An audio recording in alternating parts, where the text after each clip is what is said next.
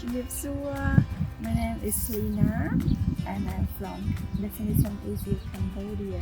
So first, I would to explain you how is the useful of lotus flower. Lotus flower is very useful for Cambodian people. Cambodian people always bring the lotus flower to the pagoda. Here's the lotus fruit.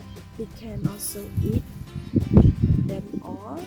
Most importantly, we have the leaf. The leaf we can use for pack the food and something like that.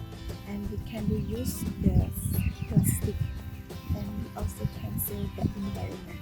This is the fresh lotus, so we will take some of the leaf out from the lotus. And firstly we move to left and then to right, left, right, and move it. And we do it again.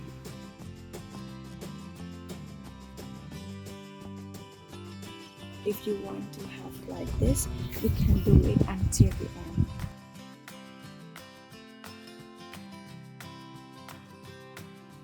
And this is the end of the lotus folding.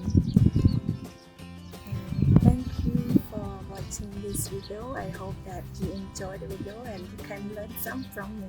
Thank you. Bye bye.